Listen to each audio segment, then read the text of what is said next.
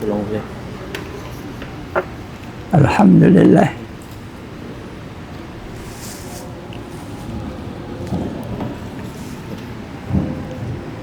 Bismillahirrahmanirrahim.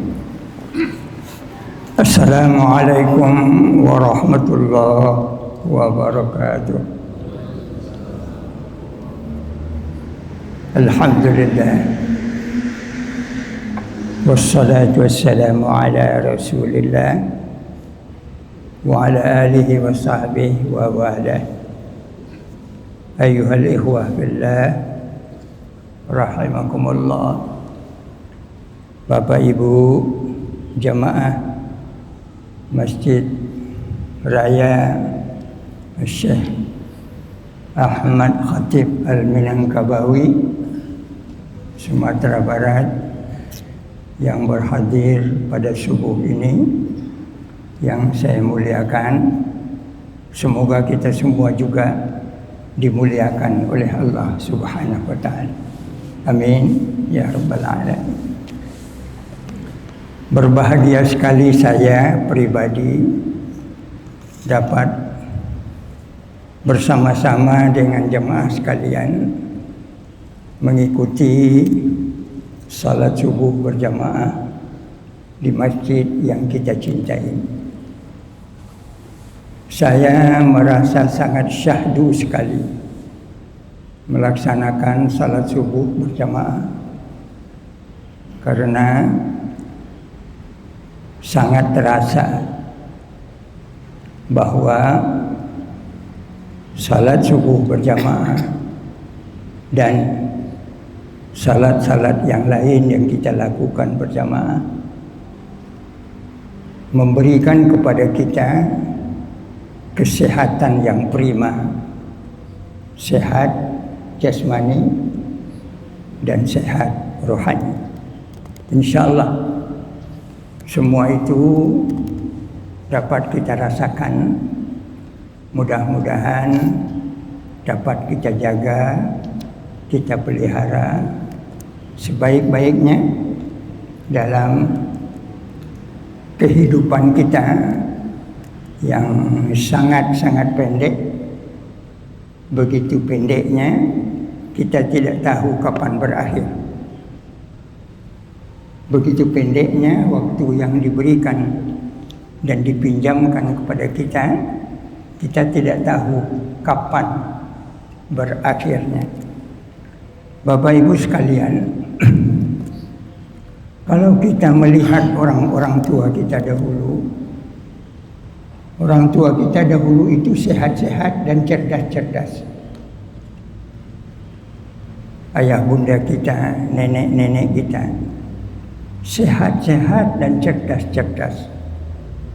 Ketika kita lakukan pendalaman, pendekatan, penelitian, akhirnya kita memahami bahwa beliau, orang-orang tua kita dahulu itu memakaikan pola hidup sehat. Pola hidup sehat. Kita lihat dan kita perhatikan orang tua-tua kita dahulu. Pada masa dahulu itu keadaan dunia kita belum seperti sekarang. Terima kasih. Belum lagi seperti sekarang. Bahkan mungkin pada sebagian daerah listrik belum ada. Kita hidup di lampu togok. Bahkan di sebagian daerah masih lampunya dibikin dari karet yang kemudian dibakar. Tapi beliau-beliau itu yang orang tua kita dahulu itu sehat-sehat semua. Cerdas-cerdas. Kenapa? Kalau kita perhatikan, pertama, beliau sudah bangun sebelum subuh datang. Beliau sudah mandi sebelum subuh datang. Yang pertama. Padahal mandi sebelum subuh itu sunnah Rasul. Beliau tidak bicara soal sunnah. Beliau tidak mengaji dengan kaji-kaji yang sangat menukik zaman sekarang. Tapi beliau mengamalkan saja mandi sebelum subuh. Waktu itu beliau turun dari rumah, kadang-kadang pergi ke sungai, kadang-kadang pergi ke pincuran. Airnya air dingin. Sementara kalau di rumah kita sekarang sudah ada air panas. Kadang-kadang juga dipanaskan. Sebab rumah modern sekarang perlu ada air panas dan air dingin. Bahkan membuat es pun sudah bisa di rumah sendiri. Kalau dahulu mau es terpaksa dipesan ke pabrik es. Kita maju, tapi dari sisi bangun pagi kita mundur.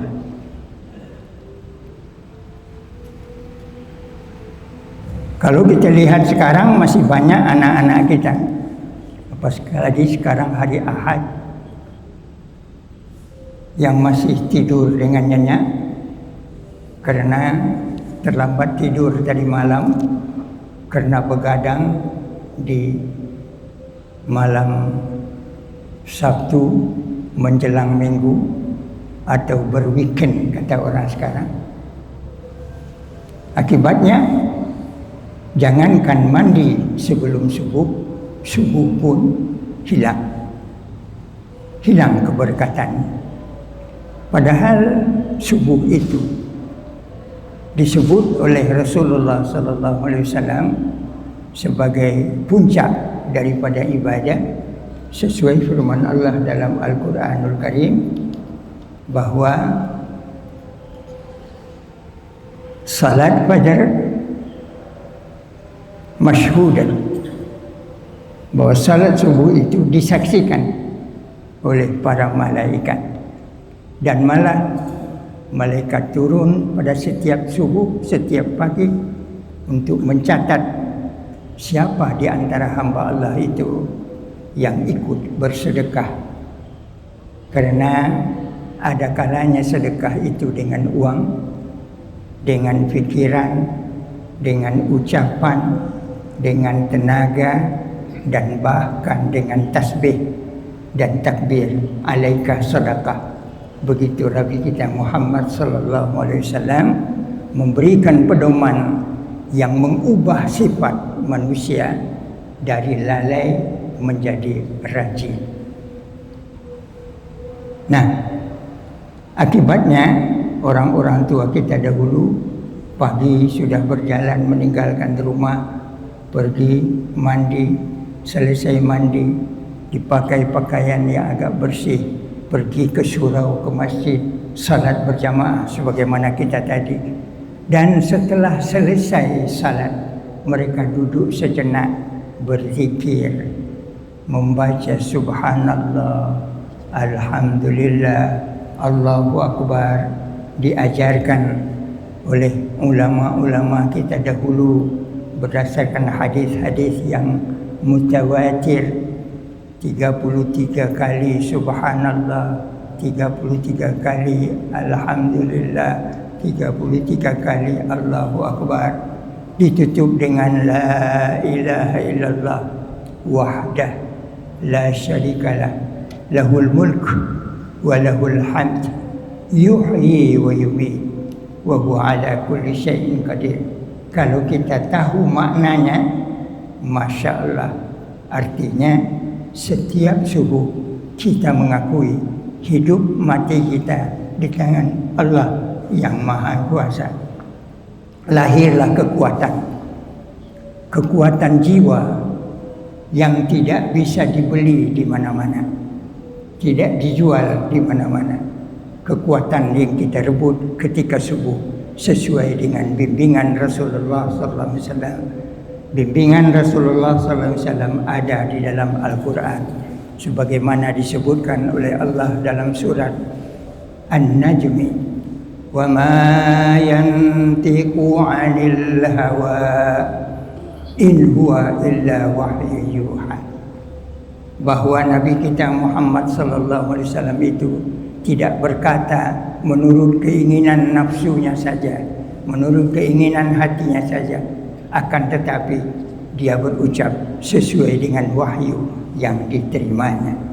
Oleh karena itu bimbingan Rasulullah sallallahu alaihi wasallam harus dengan membaca Al-Qur'anul Karim. Kalau kita ingin mendapatkan bimbingan dari Nabi, maka bacalah Al-Quran. Karena itu kita anjurkan, tamatkan membaca Al-Quran itu. Andai kata kita tidak bisa menamatkannya, barangkali tidak seorang pun di antara kita sekarang ini yang lupa. Coba menamatkan membaca tafsir terjemah Al-Quran itu. Sudahkah kita menamatkannya? Tidak bisa membacanya dengan baik, terjemahnya baca. Sehingga dengan membaca terjemahnya kita mengenal apa sesungguhnya isi Al-Quran itu. Rakaat kedua yang disampaikan oleh imam kita tadi hebat sekali. Bagaimana orang-orang Quraisy memiliki sikap, dan sikap mereka diluruskan oleh Allah Subhanahu wa Ta'ala. Bagaimana? Sembah Tuhanmu, pelihara Baitullah Al-Haram, kemudian lakukan perniagaan, perdagangan yang baik. Semuanya itu kita pahami kalau kita membaca terjemah Al-Quran itu. Nah, pelajaran pertama bagi kita pagi ini, subuh barakah ini adalah mulai besok baca terjemah Al-Quran sampai tamat menjelang mati. Sebab kalau kita tidak tahu yang kita baca artinya, tidak ada membekas. Walaupun disebutkan oleh Nabi, satu huruf dari Al-Quran itu sama dengan satu kebaikan. Membaca ayatnya saja sudah berpahala, apatah lagi ditambah dengan memahami isinya.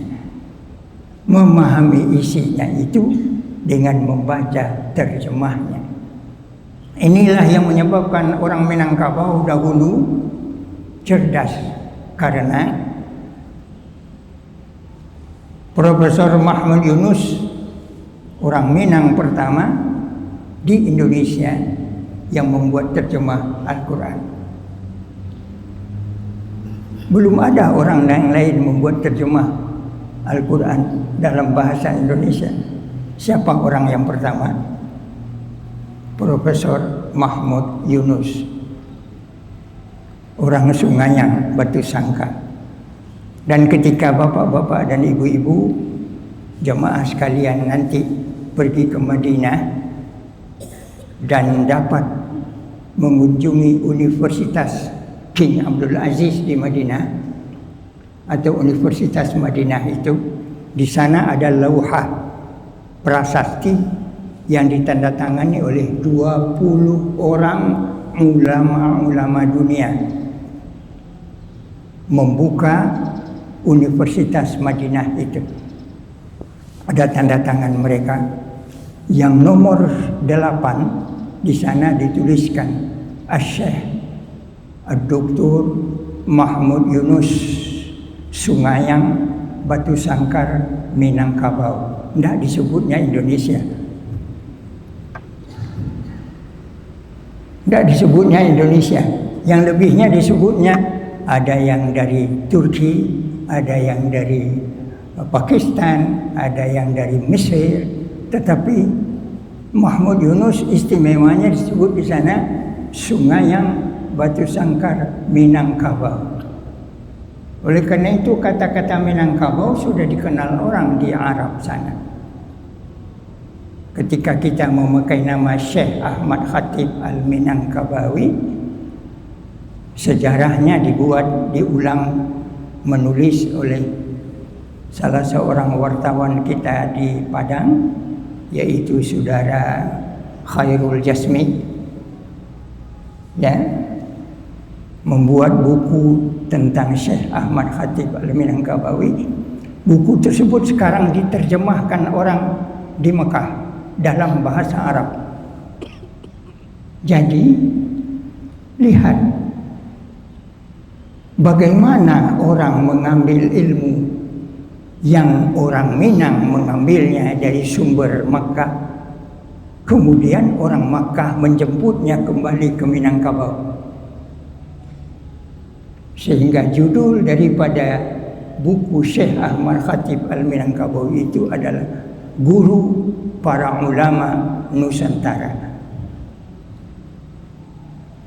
Nah, kita bersyukur kita diberi izin oleh anak cucunya untuk memakai nama Syekh Ahmad Khatib Al-Minangkabawi.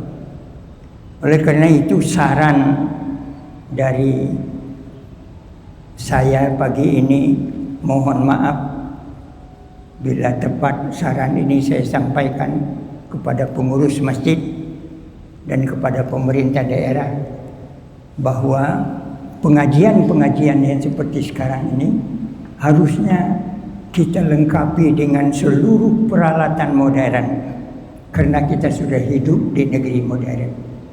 Ada infokus, jangan sampai kalah dari Masjid Buya. Masjid Buya di Steba punya infokus, ya, sehingga bisa diikuti oleh orang yang lain. Dan para ilmuwan kita cukup banyak.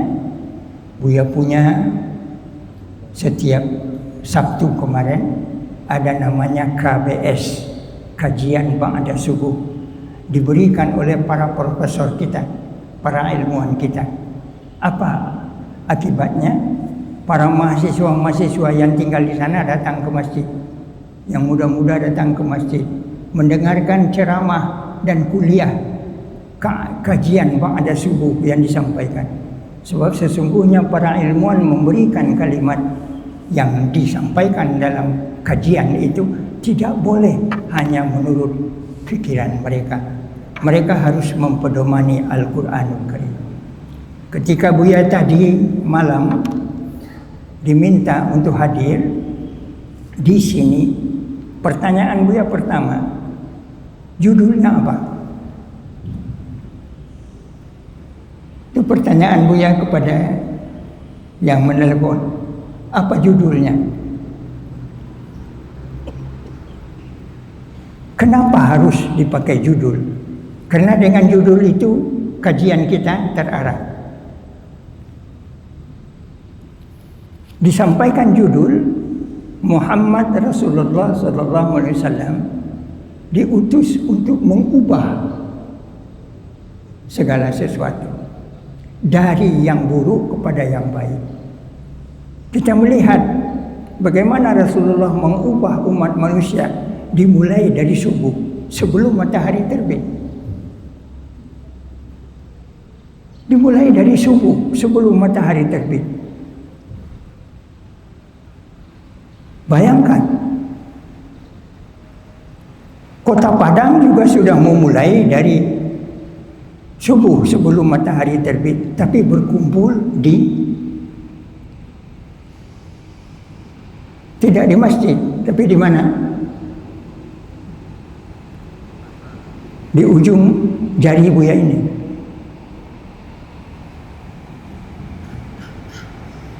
Boleh, alaikum anfusakum. Begitu Allah menyebutkan alaikum anfusakum, dirimu kamu yang menjaga. La yadurrukum man dhalla idza tadaitu. Tidak ada yang mampu merusak kamu selama kamu berpegang kepada hidayah, baik jasmani maupun rohani. Kembali kepada cerita orang tua kita dahulu, pagi-pagi dia sudah berjalan pergi mandi. Selesai mandi berjalan lagi pulang karena kesederhanaan pakai baju yang bersih. Selesai itu turun dari rumah, jalan lagi terus ke masjid, ke surau. Selesai di surau mereka duduk bersila seperti kita. Dan duduk bersila ini tanyakan ke dokter, ini akan mengurangi sakit pinggang, akan mengokohkan saraf punggung, akan mencerdaskan akal pikiran. Bukankah demikian kata dokter? Sementara kalau kita duduk di restoran, kita duduk dengan kursi. Oleh karena itu ketika Buya mengaji di surau dahulu, kita duduk bersila, gurunya juga bersila. Tidak seperti Buya sekarang pakai kursi. Karena bersila itu baik. Dan pelajari bagaimana cara salat. Dan cara salat tidak boleh menurut kehendak kita. Kembali kepada aturan yang disebutkan judul kita hari ini, Muhammad Rasulullah mengubah segala sesuatu. Beliau ubah dari tindak tanduk kita salat. Sallu kama ra'aitumuni usalli. Bukankah begitu? Salatlah kamu sebagaimana kamu melihat aku salat. Rasulullah tuma'ninah. Bagaimana tuma'ninah? Tenang. Sujudnya tenang, duduknya tenang, rukuknya tenang, berdirinya tenang, takbirnya tenang, tasyahudnya tenang, salamnya juga tenang. Diawa kalau nak sembahyang ba'a nang kabagage. Aneh. Jadi dari mana Rasulullah mengubah? Bukan dari teori yang besar-besar, dari yang kecil-kecil dimulai. Man lam yashkur qalil, lam yashkur katsir. Tak pandai memelihara yang kecil, tak mungkin bisa memelihara yang besar. Kalau tak bisa mempedomani yang sedikit-sedikit, mustahil bisa memelihara yang besar-besar. Dimulai dah dari yang kecil oleh Rasulullah sallallahu alaihi wasallam. Bapak Ibu sekalian, sebagai pengantar dia cukupkan hingga itu. Kemudian juga selain daripada bergerak, jangan dikatakan orang tua kita dahulu tidak ikut olahraga, malah mereka yang mengajarkan olahraga yang pertama. Kalau kita berlari-lari saja di keliling gor, ya, tanpa salat kadang-kadang, tidak ada jemaah kadang-kadang, ya, tidak ada kesehatan yang sedemikian. Mungkin barangkali secara fisik sehat, tetapi secara rohani masih sakit. Nah, oleh karena itu, kalau ada pertanyaan-pertanyaan kita di dalam kuliah yang kecil ini, biar tutup dengan firman Allah Subhanahu wa taala. Nanti di rumah tolong buka Al-Qur'an pada surat Baqarah ayat 151. Yang judul kita sekarang. Surat Baqarah ayat 151. A'udzu billahi minasyaitonir rajim. Bismillahirrahmanirrahim. Kama arsalna fiikum rasulan minkum yatlu 'alaikum ayatina wa yuzakkikum wa yu'allimukumul kitab wal hikmah wa yu'allimukum ma lam takunu ta'lamun. Sadaqallahul azim. Sengaja Buya membacanya memotong-motong sesuai dengan maksud kajian kita pada pagi hari. Salah satu rahmat Allah yang paling besar ialah diutusnya kepada kita umat manusia rasulam minkum, rasul utusan dari kalangan mereka sendiri. Bahwa yang dikirim sebagai rasul Allah, utusan Allah itu adalah utusan kepada manusia, maka dikirimnya manusia juga. Kan rasanya tidak baik kalau untuk manusia dikirim anak Allah, ya nak? Tak mungkin kan?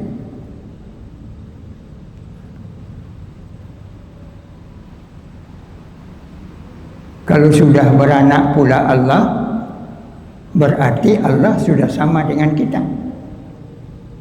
Maka yang dikirimkan untuk manusia itu adalah dari manusia juga.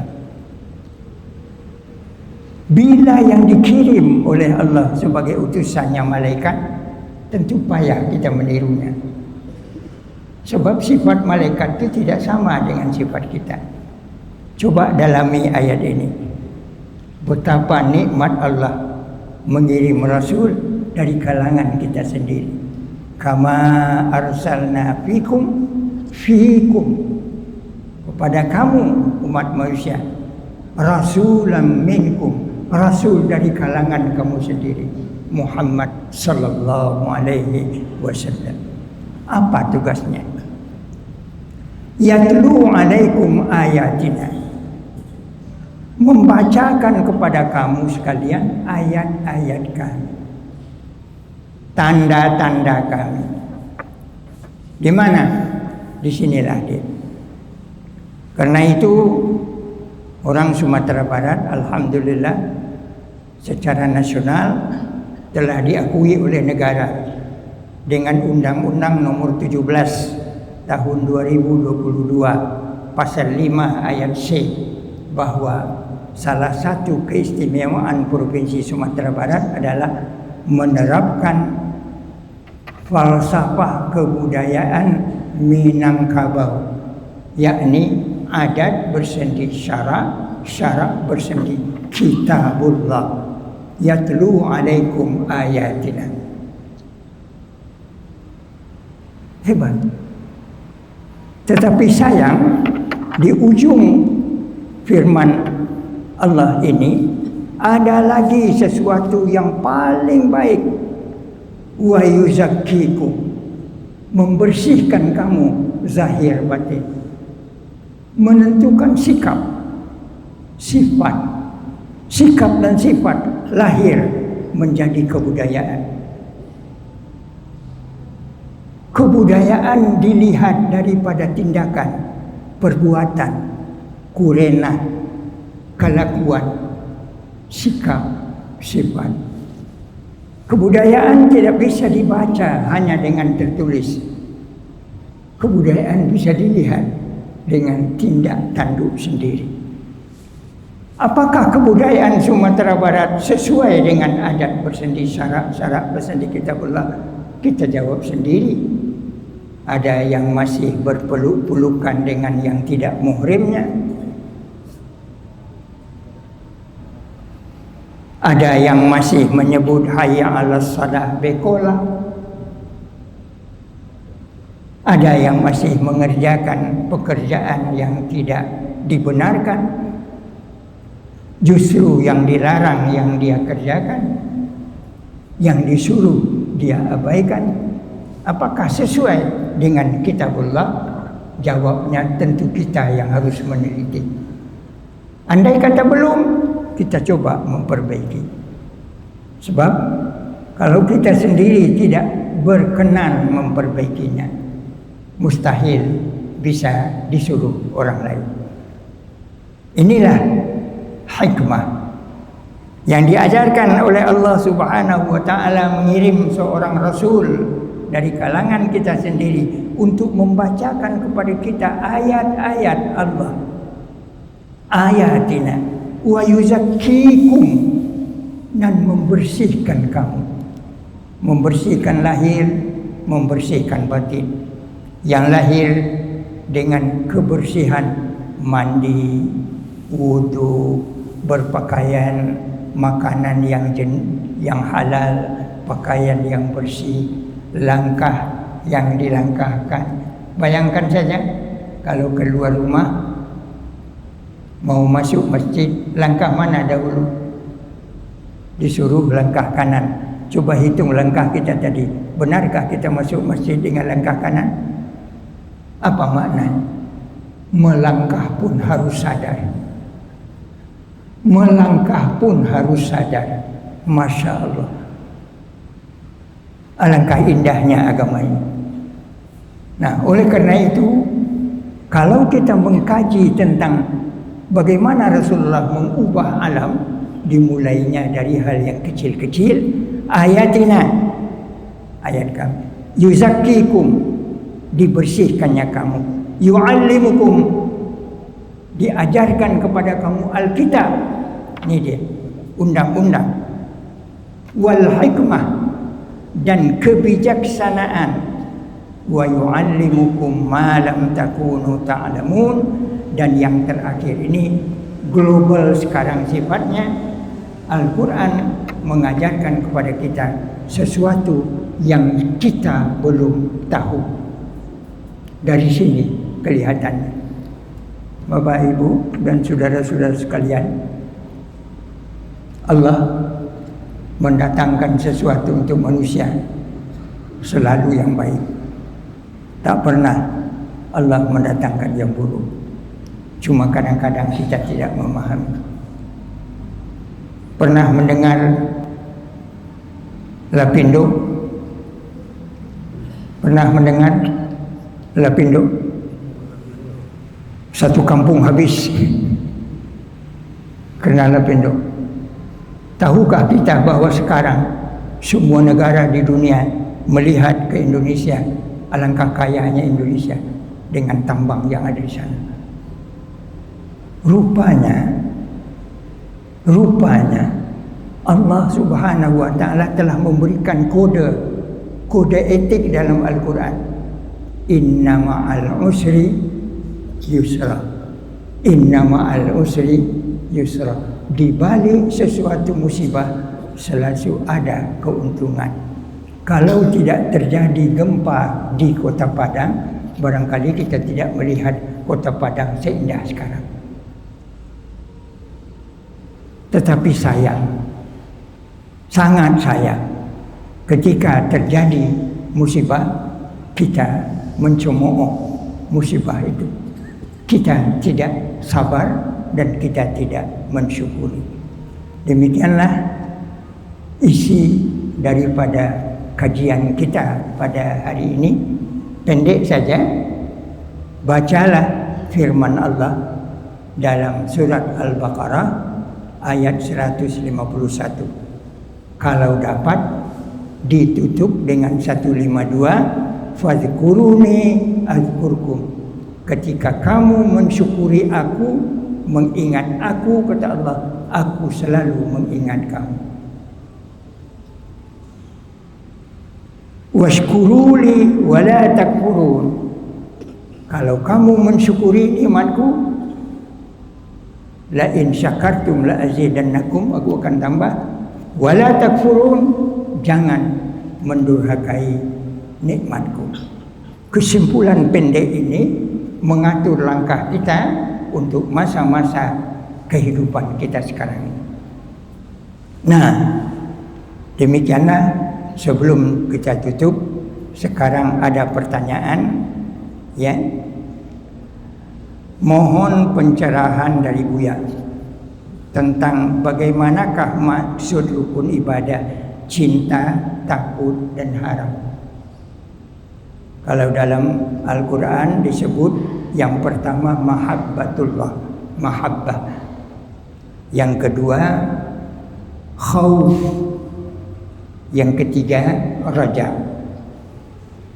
Orang yang cinta kepada Allah, mahabbah, menyebabkan ibadah yang dia lakukan lillahi ta'ala, bahwa dia mengerjakan itu semata-mata karena cintanya kepada Allah Subhanahu wa ta'ala. Kenapa kita harus cinta kepada Allah? Semua yang kita miliki adalah bersumber dari Allah Subhanahu wa ta'ala. Kita ini pemegang amanah. Kita ini semuanya adalah memegang barang pinjaman. Dan ketika Allah mengambilnya, tidak ada yang bisa menolaknya. Karena itu kalau dia telah mengambil, inna lillah inna ilaihi raji'un. Karena itu wajib kita cinta kepada Allah Subhanahu wa ta'ala. Cinta kepada Allah adalah mengokohkan iman. Baca di dalam surat Hujurat, walakin Allah habbaba ilaikumul iman. Kan tetapi Allah telah menyebabkan kamu cinta kepada iman.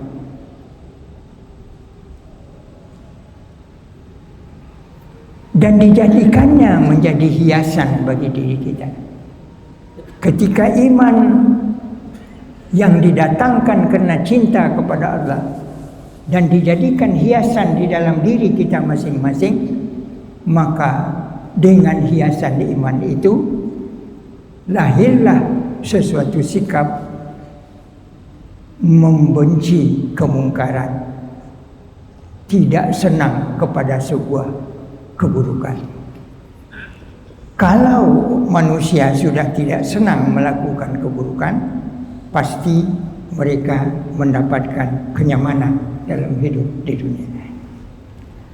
Takut, khauf. Rasa takut dua.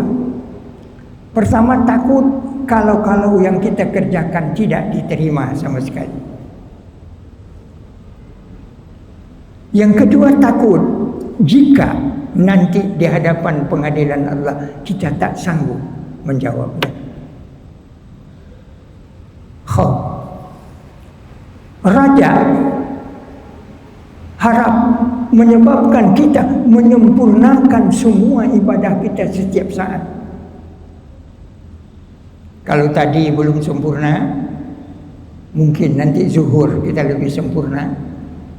Andai kata waktu zuhur nanti masih ada yang kurang, waktu asar mungkin kita pergunakan.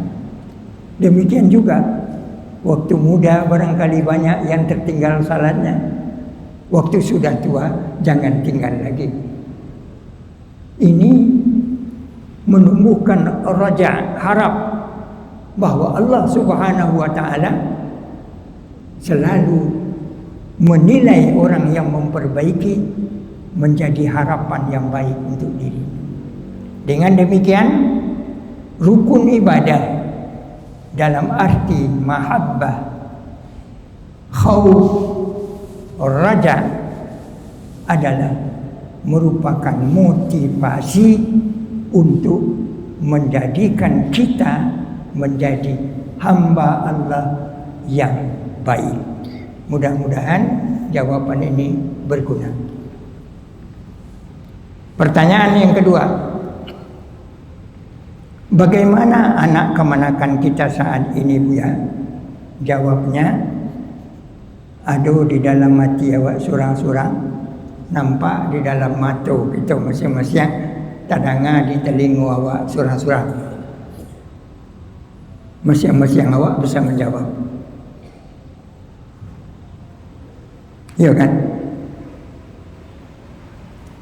Yang pergaulannya bebas dan salah siap. Bah mengkuindak diajar di rumah. Sistem pendidikan di Minangkabau, sekolah pertama rumah tangga. Kini rumah tangga awaklah tangga-tangga. Ataulah tinggal-tinggal. Rumahlah tinggal-tinggal, rumahlah tangga-tangga. Sehingga ada anak yang tidak tahu lagi mana papanya, mana ayahnya. Barangke kutiko anak masih lalu, pulang kutiko anak lah lalu pulang. Kasudahnya pagi-pagi atau siang hari nampak dia ayahnya, bah omnya ke ayahnya. Bila om tiba, padahal tu ayahnya. Sebab ayahku lah sibuk barangke sebelum anak jago pulang ketika anak masih lalu. Karena itu pailoi, baam mempailoinya, jagokan anak ketika awak jago salat bersama-sama. Jalih dia, iku ayah dan mah. Lai babuik seruman itu. Ko alun pailoi.